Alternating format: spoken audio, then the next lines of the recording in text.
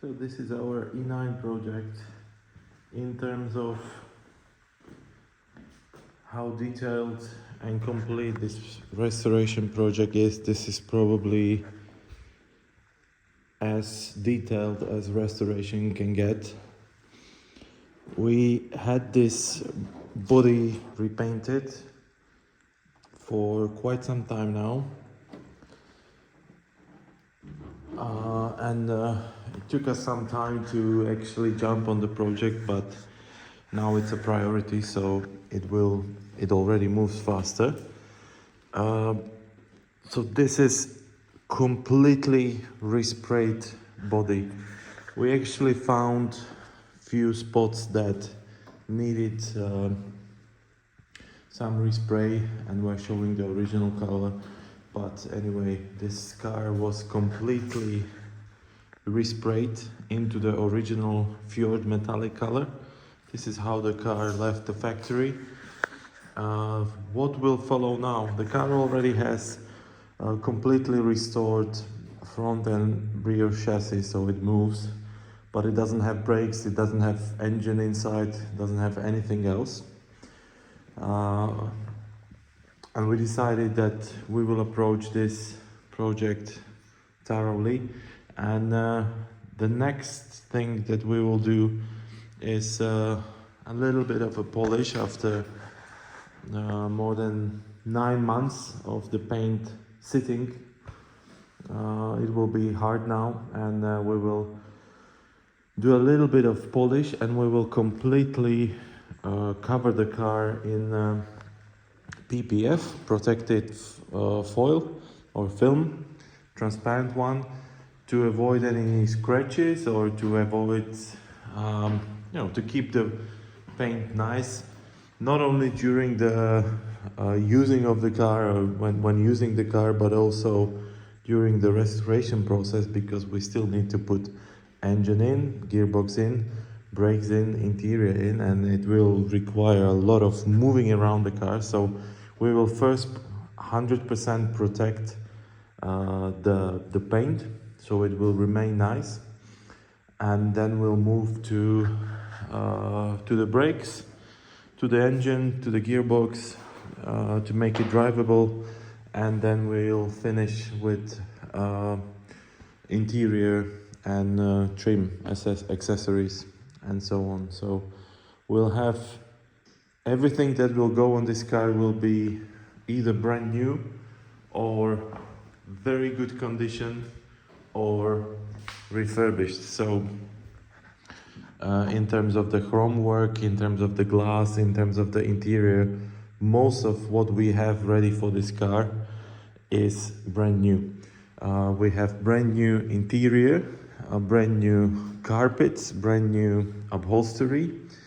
The only original panels in the car will be on the front door and the back, like door trim. That is original because that can't be bought brand new. We have some brand new ones, but they don't look good. They don't look too good. We have brand new upholstery package for the seats, front and back. So it will be dark blue inside. I really like the blue color combinations, and this is how the car was made. It's light blue outside, dark blue inside. I think it's gonna be epic. We'll see about these wheels. I bought them for another car, but they sort of fit to this car, although they are a little bit wider in the back and also in the front. We'll see when the car has engine and sits properly. But I'm really looking forward to this project, and my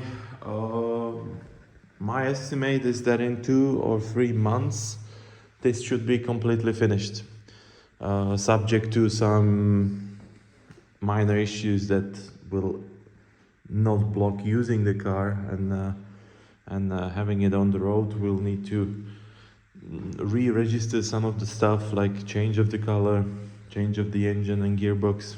Will make it 100% legal. And yeah, this is the breadth of the restoration project restoration, the level of detail that we can go into, and I think it's gonna be a beautiful car. There is still a debate internally. We have CSL-like front spoiler, plastic one, whether to put it there or not. I'm thinking yes, but practically speaking it will make the nose much lower, which my father doesn't like. This is my father's car, so probably it will stay stock from outside. We'll see. But if I find some interesting CSL or Batmobile accessories like wing in the back or some skirts, I don't know. I'm tempted to give it a little bit of a different appearance to any other E9, to have some sort of little spoiler. I really like the, if you notice, the CSL has two spoilers, the big square one and the small one here, which is just glued here. And that one I specifically like. Maybe alone would make the car really subtle with a little bit of spoiler, but who knows? It would be a nice boat as well. And that's actually in another universe where we have all of the projects finished and we are bored and have nothing to do. What I will do next is I will buy not E9 but the predecessor 2000 CS. I will buy a body of 2000 CS. I will weld it in a way that it is a boat, and it will be without a roof, with the engine in the back, and it will be a super nice Riva-like looking riverboat. I'm telling you, this is a boat design, this shape. That's why I think many people absolutely adore E9 shape. I mean, it's one of the most recognizable BMW shapes ever, with the logo prominently placed here. Love that.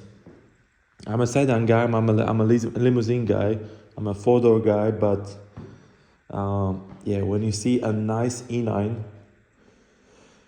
which this isn't yet, but it will be, when you see a nice E9, and there are not many of them, because most of these cars are, you know, after horrible restoration, unfortunately. But when you see a nice one, it just says BMW. It just says 60s, 70s. I love that, and it's such a nice car to drive.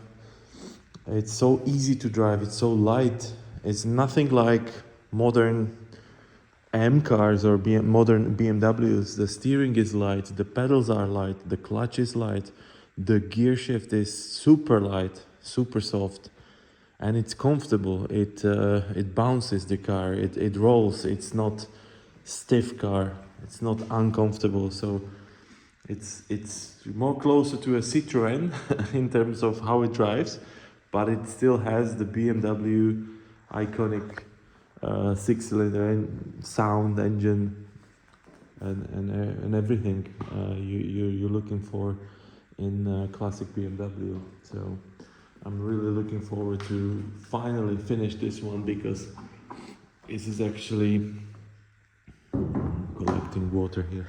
This is actually my father's most popular or most beloved car he has, and it hasn't been drivable for years now, I would say, because it was complete. It was after a complete restoration somewhere in Denmark, but it was such a poor job and it was such a bad purchase.